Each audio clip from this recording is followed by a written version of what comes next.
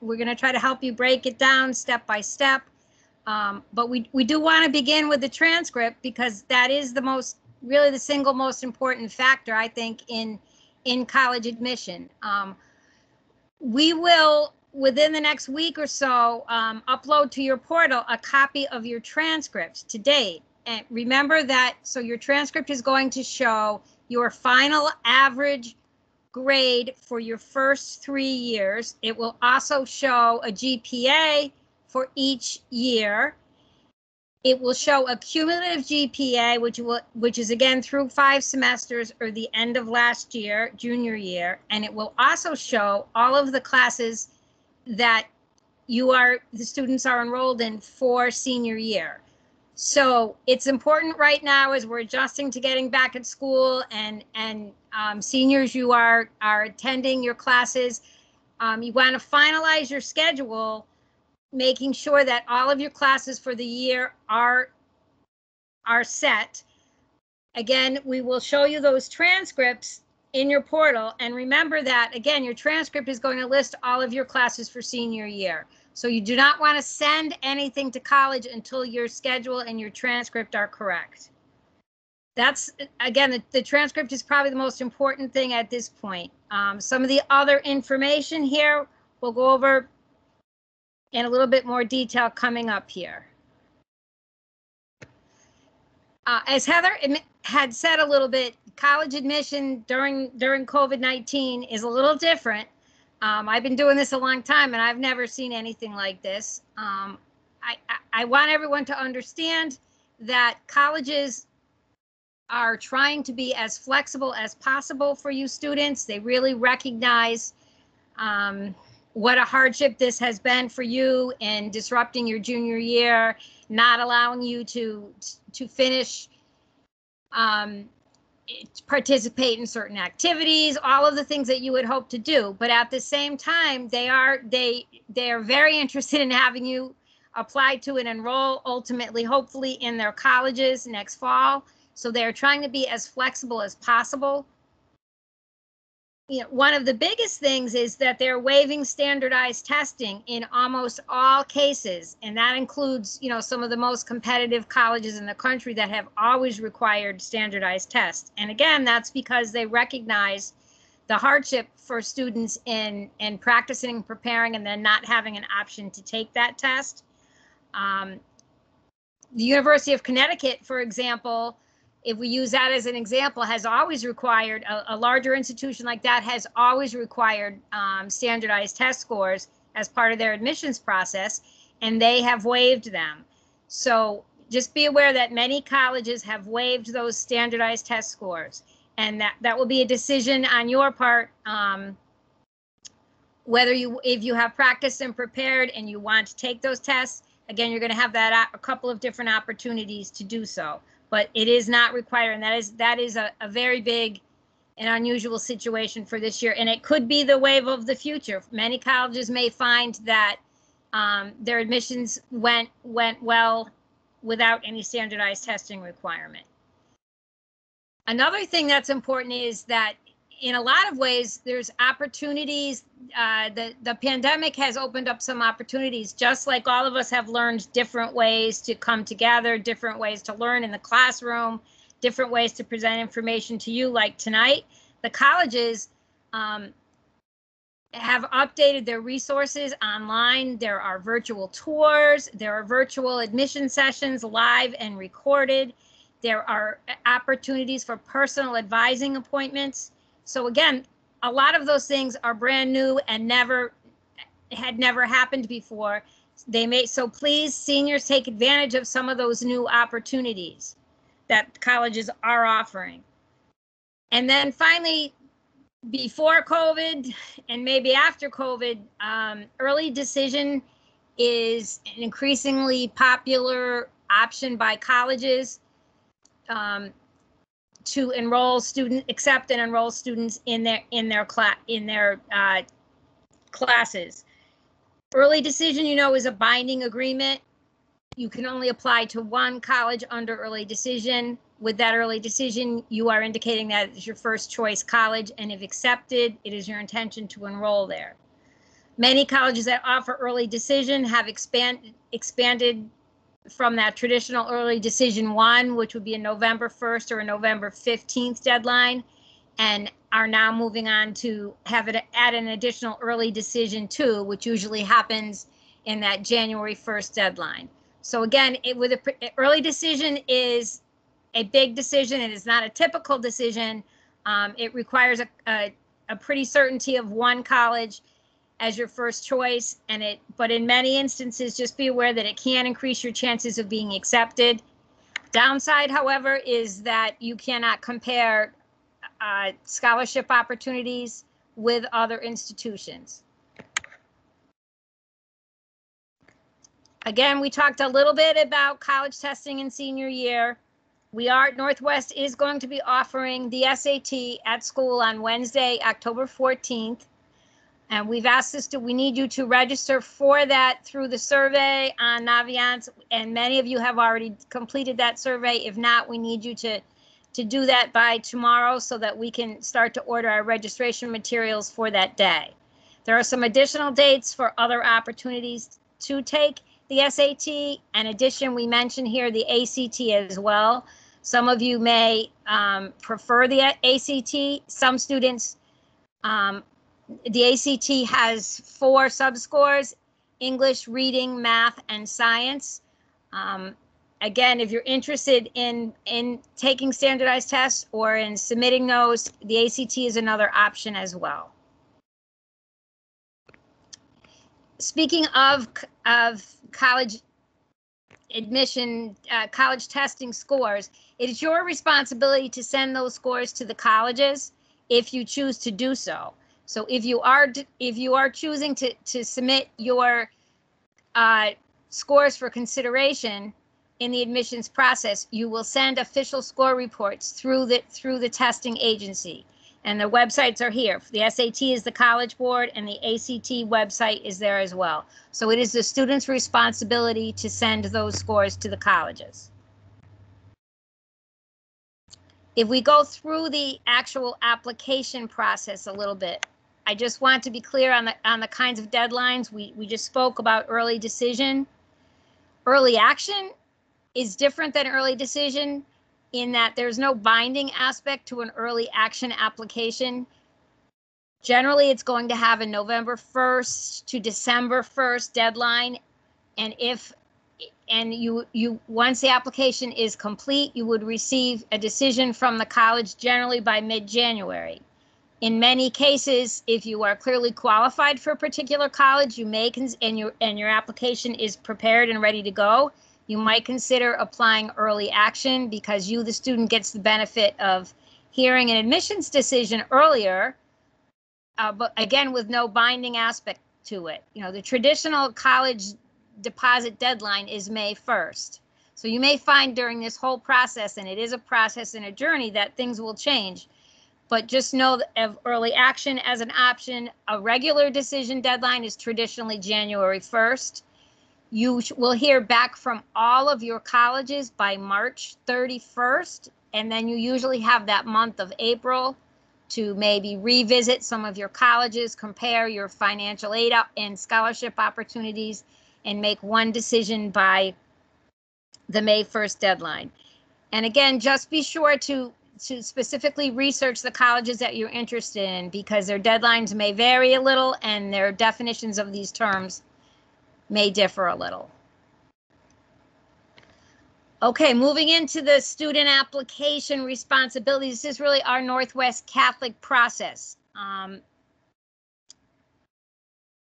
We had talked already, and many of you have already submitted, and this particular form, the permission to release record form, was also attached to the email that was sent out for this meeting tonight. We do need a signature of a parent, or if the student is under 18, on that form, because that allows us to submit your high school records to the colleges. So that form, again, is very important. Some other documents that we're going to need coming up, if we do not already have them from some of you, are that activities resume, the student and parent questionnaire.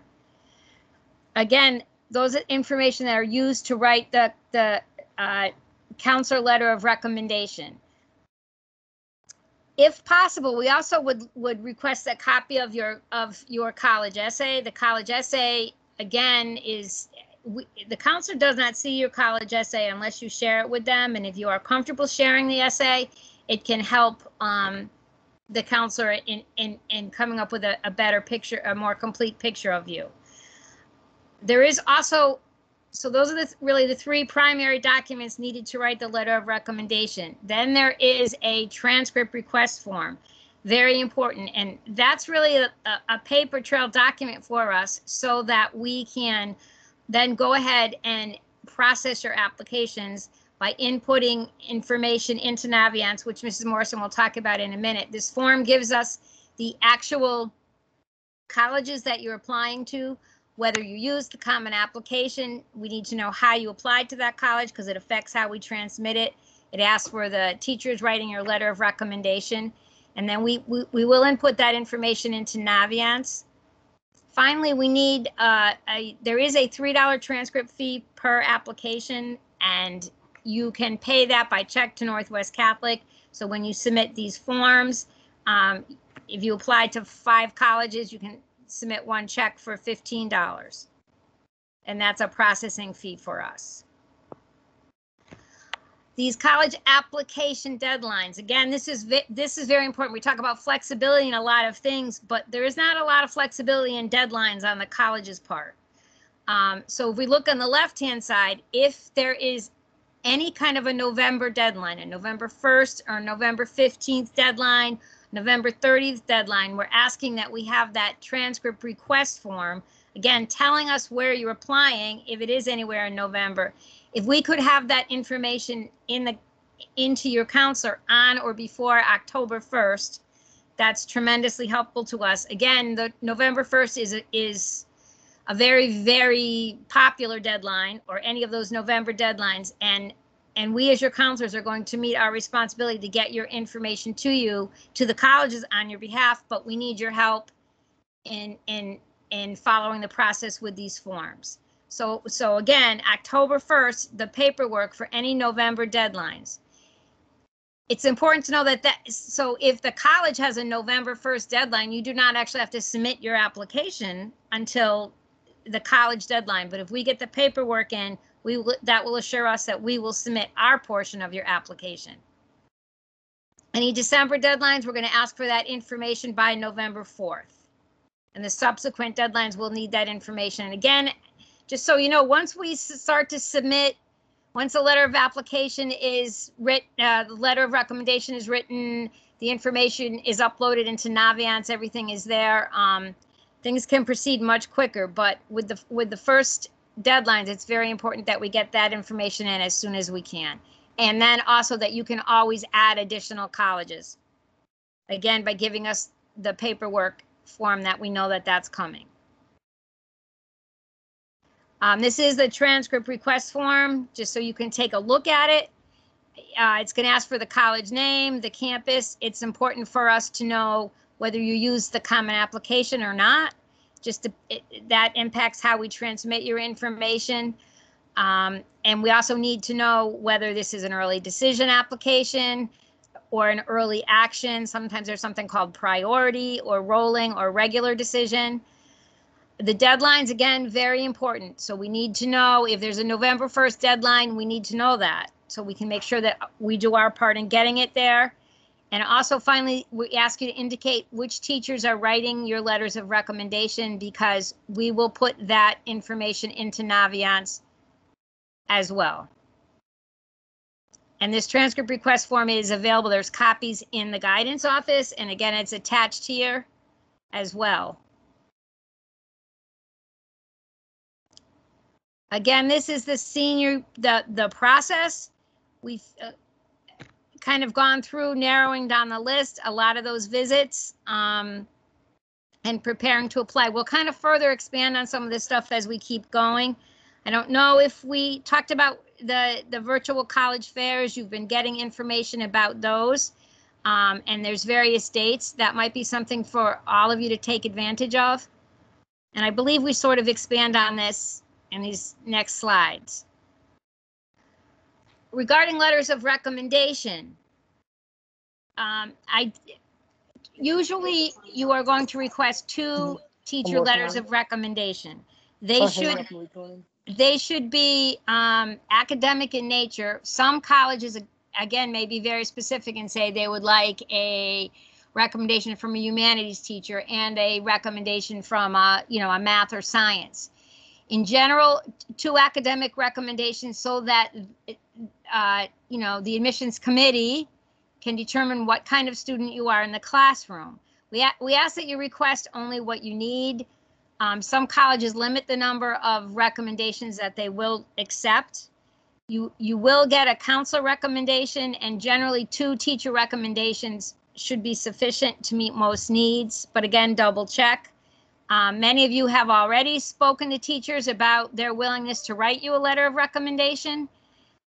There is, again, a teacher letter of recommendation form, just as we asked for a student questionnaire and writing our counselor letter of recommendation. If you can give some thoughtful responses to the teachers in that letter of recommendation form, that's going to help them to write a stronger letter for you. And finally, please make sure to thank the teachers for writing your letters of recommendation, and please let them know when you hear good news, because they want to hear that, and so please they don't always know. So if you hear some good news on a college acceptance, please tell your teacher about that, and us as well, because we don't always hear it as soon as you do either. And interviews, finally, please take full advantage of them. I think particularly in this era where there is, scores may not be sent. The transcript is going to be very, very important. But again, if a college is offering you an opportunity to have an interview, then by all means, I think you should take advantage of that, and they would be set up virtually. But again, that's giving you access to admissions representatives. It gives you a chance to ask some questions and evaluate the school as well as them evaluating you. So you would schedule those through the admissions office at the college, but please take advantage of those interviews. Generally, our students, you present yourselves very well. You're mature and well-spoken. So you want to let the colleges know that.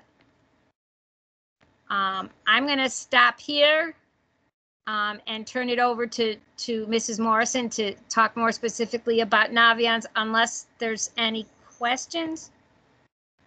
Yes, so I think we may just review if there are any additional questions at this time. I'm sorry if there's a little feedback. We did have one very good question about how the essay will be submitted to the schools, and I typed an answer there in the chat, and Mrs. Morrison is about to go into further detail about that in terms of how essays are sent. Thank you very much, Mrs. Foran. That was wonderful information, and I agree that the Northwest Catholic students have already made a wonderful first impression as we've settled into the school these past couple weeks, and I know that all of you would present very well in an interview, even if it's virtual, just like this. Take it away, Mrs. Morrison. Okay, I'm going to talk a little bit about Naviance. So Naviance, what does it do? Students have used this since 10th grade. They did the Do What You Are, which was a personality assessment that they answered some questions, and it gave them lists of career that they were interested in. Now they're going to use it more than they ever have. It is the tool that we use to submit all of their documents to the colleges electronically. So everything that is done on their end and with us has to streamline perfectly. So other things they can do in Naviance is they can easily track their deadlines. They're going to add their schools. There's a scattergram, which students really like. It shows how they compare to other students from Northwest Catholic that have applied to the schools, what the decision has been, and if the students have gone. And there will also be scholarship opportunities that will be listed for the students. I will also talk about how the students can register to visit the virtual college visits. So how do I access Naviance? Naviance is located on the portal, or you can just type in this address. We went into all student advisories last week and helped the students reset their passwords. You can see that on this slide, this is what it would look like when they log in. Your email address is your Northwest Catholic email. and the password is whatever you have created. If you were not able to reset it with us last week, please see your counselor and we'll be able to help you with that. But whatever passwords you have created going forward, we don't have access to that. So if you simply don't remember, just click the forgot password button. It will send you an email to your Northwest email and you'll be able to resubmit that. And as Mrs. Foran had mentioned, there's about 20 seniors left that still need to take the survey. Question number 1 is really the most important on there. That's letting us know if you plan to take the SAT school day. This is the landing page when you first get onto the screen.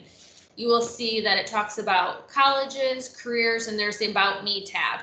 If you scroll all the way to the bottom of this page, you'll see a document section. Any of the documents that were submitted tonight in the email will also be located there. It will be under the folder called Senior Resources. You can see on this part also where it says what's new. That's where all the colleges are going to be listed. On the next slide, I will tell you how you register to virtually visit a college. So usually college reps do come to the school and students are able to meet face-to-face, but with the pandemic this year, the reps are all visiting virtually. So it's important that the students are paying attention to dates and times. They're posted in the What's New section on Naviance and also in the weekly newsletter. This list is constantly changing. For example, today I got 6 new schools that wanted to come. They'll be coming, they started this week all the way so far through November. Students must get permission from their classroom teacher in order to virtually visit a college. If it is during a free period, you are more than welcome to come, but you just need to check with your teacher because you might have a test or a project or a lecture that they really don't want you to miss. We do want you to try to make it a priority to visit with the schools that you're most interested in. The reps that are speaking to you are the ones most likely going to be the ones reading your application, and it's just another opportunity for a face-to-face. Schools do track how interested students are in them. So if you're showing a lot of good interest in the school, the rep will remember that when it comes time for your application to come across their desk. The students are going to go to the library conference room. They need to register 1 day in advance and bring their iPad to this meeting. Each student will virtually sign on, like you did for this meeting tonight, onto their iPad. So to register, you're going to go to that What's New section. You click on More Info next to a school that you're interested in and click the Register button. You will get a reminder that this is when it's coming, and the link will be available 15 minutes prior to the start. So just come down right before the visit, and if you have any troubles logging on, one of us will be there. Also, if you do miss the deadline for some reason and you're interested in visiting the school, just let one of us know and we'll be able to get you that virtual site. So the colleges I'm thinking about, on the home page in the top right, you're going to click on the college tab. This is important to keep an up-to-date list. So this is where you're going to add all schools that you are interested in applying. Put everything on here that you think you may or may not apply. You can always delete it. This is not binding by any means. So if you put a school on here and you don't apply to it, that's okay.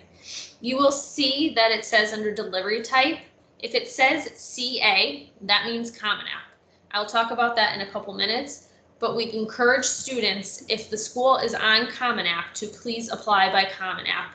It streamlines the process more easier. It's less work for the students when it comes to filling out the application, and it's just easier. Once the process starts that we send all the documents, it's very quick to just continually add other schools. So as I mentioned, the Common App. So students are going to go to commonapp.org, or you can click on the link through Naviance.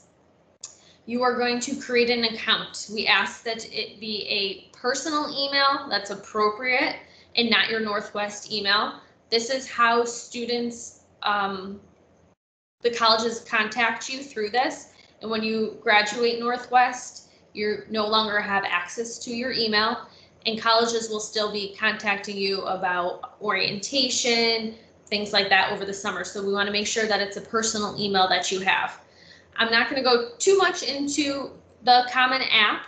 as we will be going to the seniors advisory and talking more in depth about the Common App, and we will also be helping students that need help completing the Common App sections as they have questions. On the Common App and other college applications, these are some basic facts that they will ask. So what is your class size? Northwest does not rank. We are on a weighted 4.0 scale. So we made a little basic sheet just for the students to have that was also attached in the handout. And you also have our contact information on the first slide, as the Common App does ask, what is your counselor's contact information? Under the education section on Common App, you will find the grade section. That is where you will input this information. As we said before, Mrs. Warren said that your GPA will be updated next week in Naviance, so you will be able to see it there, as well as you'll be able to look onto your transcript, because that is one of the questions they will ask. If you're unable to find it, just stop down and see your counselor, and we can definitely provide that to you. So the Common App and how you put the essay. The essay you will upload in the writing section on the Common App. So the summer assignment for the students in the English class was to complete their essay. Their English teachers will be reviewing this, and the students will be uploading it into the Common Application. Also in the writing section, under additional information, is a separate COVID question this year. If students feel that their education this spring was significantly impacted by COVID, this is where you would want to share any information with the colleges, whether it was an illness in the family, somebody that you know had COVID, any anxiety, you just didn't feel that you did as strong as you normally would have if you were in school. This is where you want to share. If you feel that you have nothing to report, you just simply click no, and they don't need to know any more information. Also on the Common App is the FERPA Statement. So in order to access this, first of all, you must add one college. So when you log into Common App, you will see that you need to add one college to this. You must complete the high school education question in order for it to be accessed as well. You will go back to the My Colleges page. You're going to click on the school name and it will say Recommenders and FERPA. There's also attached in the email was linking Common App and Naviance, and this is also posted. This will show you step-by-step slide directions on how to get to the slides that I'm talking about. But what is the FERPA statement? Basically, you want to waive your rights to see your letters of recommendation.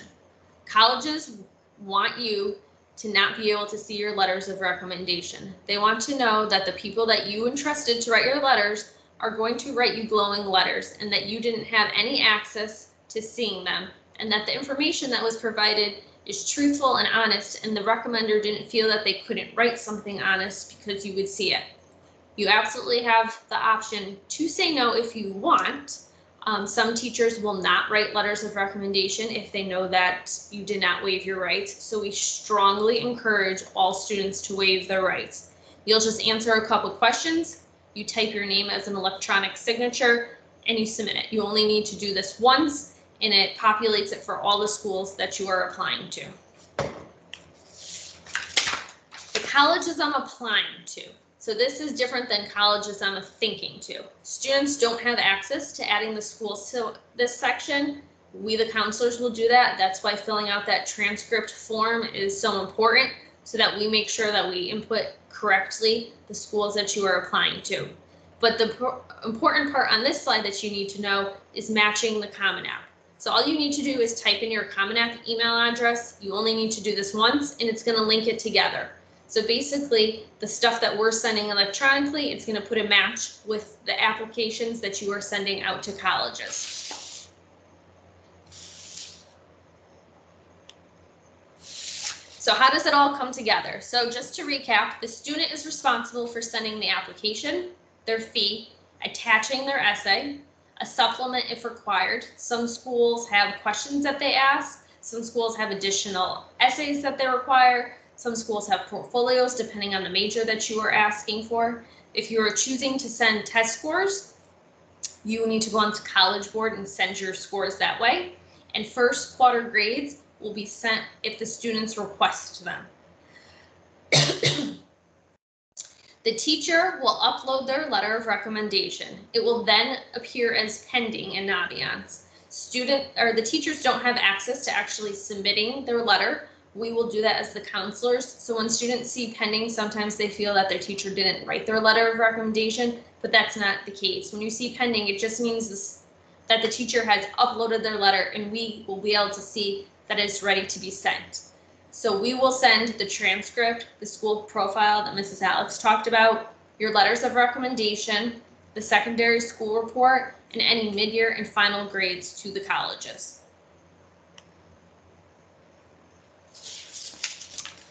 So your application is submitted. What is next? So constantly check your email from the colleges to make sure that you are seeing what they are sending to you. Many of them will have a login information for you that you can access their admissions portal. Sometimes your decision is delivered here. This is where they will put if you're missing anything.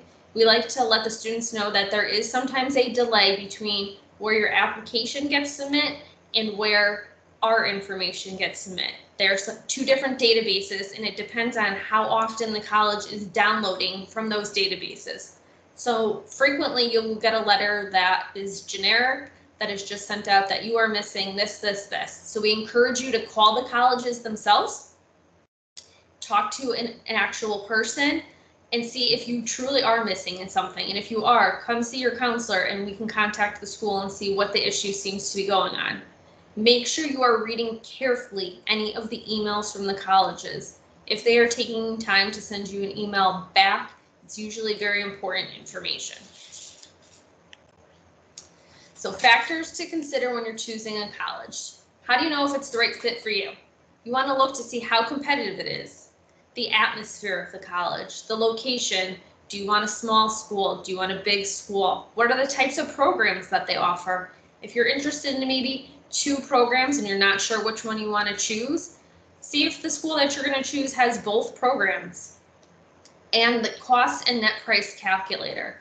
You can go on each school, it has a net price calculator to give you a general idea of how much the school would cost. You can also narrow this down on Naviance. If you do a college search, you can search by the location, the atmosphere, if you're looking for certain clubs, sports, certain programs, and it will give you all kind of information to see if the school is right for you. How many colleges should I apply to? Typically, we say 2 to 3 for a reach. So a reach school is that their admission requirements are a little above where you stand with your GPA. It doesn't mean that you won't get in, but it's going to be harder for you too. Qualified is you are right on par with the school and what they are looking for, and we say 2 to 3 for that. And a likely school is your GPA is definitely way above the school, and most likely you will definitely get into that school. So 1 to 2. So typically you're looking anywhere from 5 to 6 schools that you should be applying to. I'm not going to talk too much about financial aid because on October 1st, there is a financial aid night from a financial advisor from University of Hartford who will go way more in depth about this and answer any of your questions. But you want to check each college for forms and deadlines. Early decision will want your updated FAFSA form. The FAFSA and the CSS profile can start being filled out on October 1st.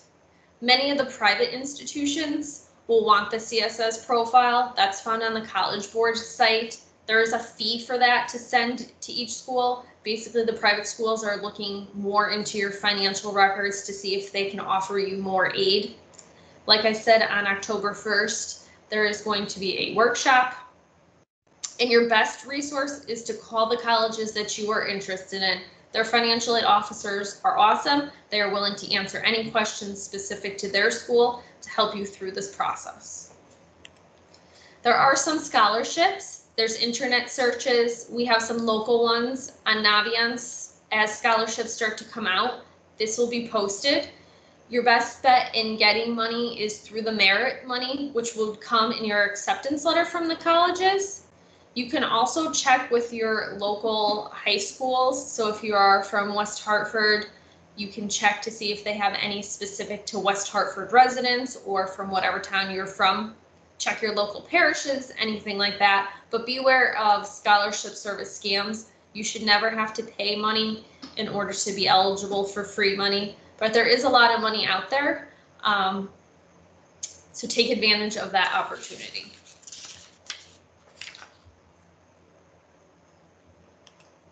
So lastly, make sure you stay organized. Keep a folder for each college. Make sure you're reading their instructions and what each college is requiring from you. Make sure you pay attention to the deadlines. As Mrs. Foran said, colleges are not flexible with their deadlines. If you miss the deadline, you miss it. There is no exceptions to that. Make sure you're making copies of stuff so you don't want things to get lost if you think you sent something but you really didn't. Your usernames and passwords should be important. I know with Common App, they require a special character. A lot of students forget that when they type that in. And make sure you are following up to make sure all your applications are complete. And at this time, we'll answer any questions. Thank you, Mrs. Morrison. Sorry if there's additional feedback. If everyone could just mute for a moment. One thing that I would just like to talk about here is there have been some good questions here in the chat. And so some folks are asking questions about the SAT requirements being waived on one hand. A school may become test optional. However, how does that impact merit aid? And typically, schools that have been test optional for a long time, for instance, University of St. Joseph down in Philadelphia, Pennsylvania, offers a lot of great merit aid. I was speaking with the college admissions rep just earlier this week, and he really said that they are looking closely at the student transcripts, their resume, how are they involved in their communities, how is the student portrayed as a community member within the larger context of their world. And so they're really looking at other factors in the application to award that merit aid, GPA, things of that nature, okay? There's another really great question about what can we do to be proactive given the number of deferrals in this year's freshman class, meaning the students who applied as seniors last year who were admitted to attend college this fall of 2020, but decided to defer their enrollment to next year. Another great question. However, a lot of the students who chose to defer may actually be coming up with other plans. Some may still proceed forward with attending the college that they were accepted to in the spring. So that's one thing to keep in mind. The other thing to keep in mind is that if you're looking to be proactive, and there are certain schools on your list that you are very passionate about applying to, then demonstrated interest is the best and most proactive way to be able to demonstrate to a college how very much you would like to be accepted to their institution. Demonstrated interest is tracked by every email that they send to you. They can see whether you have opened the emails that they have sent to you if you're on their email list. If you're not on their email list, then you might go to their admissions website and ask to join their email list. The college rep visits are another great way to visit with representatives through Northwest Catholic's virtual platform that we have arranged in Naviance. So again, as Mrs. Morrison and Mrs. Foran mentioned, arranging to attend those site rep visits would be great. If they conflict with a class you cannot get out of, seniors, then you can follow up with the admissions representative and we can help you with that, certainly. Also, setting up interviews, I think, are very important. If they are at all optional, treat them as if they're mandatory. And certainly if you need any support in preparing for an interview, that's why your school counselor is here. Again, stay engaged in your extracurricular activities. Think about creative ways that you may be able to stand out in the application process. What makes you unique? Is it something about your personality? Is it something about a skill you have? Is it something about the way you integrate into the community? Think about what it is that can shine in your application that aligns with the mission of the campus and community that you are applying to. So I hope that gives you some food for thought in terms of being proactive. But again, you can certainly reach out to admissions offices with all of these questions as well. I think sometimes we can tend to think that we can't. However, all of the folks in the admissions offices are human too, and they completely understand that you are functioning within very different times, as are they. And so they want to have open lines of communication with you. And if you have questions about things such as how many students are they anticipating to enroll this year as a result of deferrals from last year, you may by all means go for it if you have those questions. Let's see here. We also have some other questions here. How do I change the email that I used on the Common App site to not be my Northwest Catholic email address? Brooke, that's a great question. See if you can go back into the profile and adjust the email address. If you're unable to, then you can certainly come on down to the school counseling office in the next couple days, and we can help you with figuring that out. Brooke, you should be able to click the settings button, and it will ask if you would like to update your email address. But if you can't, come see me and I'll help look at it with you. Perfect. Thanks. Let's see. Liz asked, do you need to fill out both the FAFSA and the CSS profile? It's absolutely recommended that all families complete the FAFSA regardless of income level. Sometimes the FAFSA is necessary to complete in order to be eligible for various grants, scholarships, merit aid. Colleges still want you to complete it. And if you fill out the CSS profile, then yes, some colleges are requiring that you complete both, but it depends on the school. So that's where you'll just have to look and see what's required by each of the colleges you're applying to. When you fill out the FAFSA, you're filling it out once.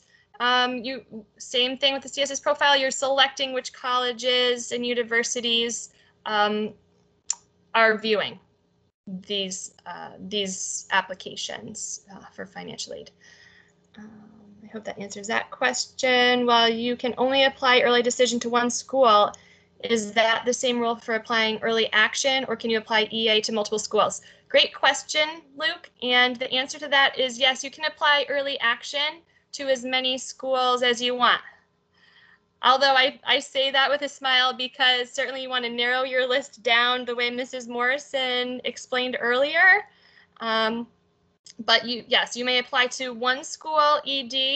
Once you hear back, some schools may have ED2. If you were not accepted to the school you applied ED1 to, there is still ED2 if you want to apply ED2 to another school. But in the process, in the midst of all of that, if you would like to apply to other colleges or universities that are EA, there is no limit to that. And where is the activities resume? Great question. So when you log into Naviance, you're going to go to About Me, and then you will see a link to resume there. You can easily build the resume, and we can share more information out with the senior class on how to access resume. I'm making note of that tonight. Can you speak to the student athlete who may be recruited by a coach who works with the college admissions office on an offer? Will some of this still be required, or may it vary by school? Yes, good question. So it really may vary by school. I think that what's most important to keep in mind is, yes, at this point in time, you do want colleges and universities to be aware if you are intending to join a team or you're looking to be recruited, if you haven't indicated that to a college or university already. It's also really important to make sure that you are talking to your coaches and making sure you have all the information that you need to send along to an admissions office or to a coach, right? I know there are a lot of different websites out there. Just much in the same way that any student applying to art school wants to put together an art portfolio, or a student who's applying to a school for dance may have an audition, you want to ensure that you are maintaining the proper connections that you need to have if you're looking to play sports in college. I hope that helps to answer the question a little bit, but certainly you can follow up with your school counselor if you're looking for more details beyond that. And I think those are the questions that I can see, but certainly Mrs. Foran or Mrs. Morrison, if you have anything else that you would like to add, if we have any other questions, by all means, you can add them to the chat there. So we'll give another minute, but in the meantime, we really just want to emphasize we're here for you. This is definitely a process and it's a journey. There are a lot of positives to this.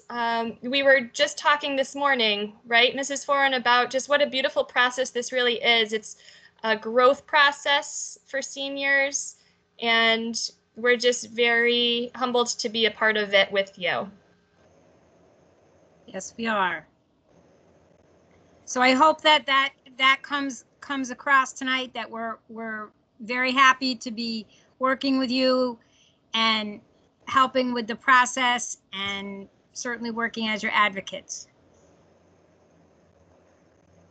Yeah, I see another question popped up, so I'm just gonna hop back over there.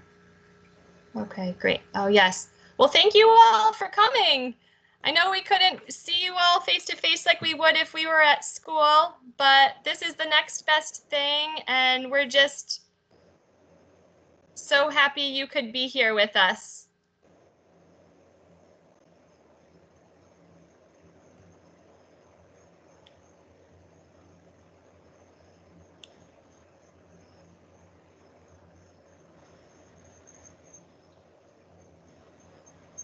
Good, good. I'm glad this is informative. There was a question about ED1 and ED2 for those of you who are still on.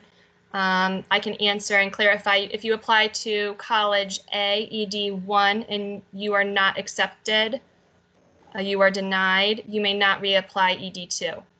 But you can apply ED2 to another college, for instance, College B. I hope that helps.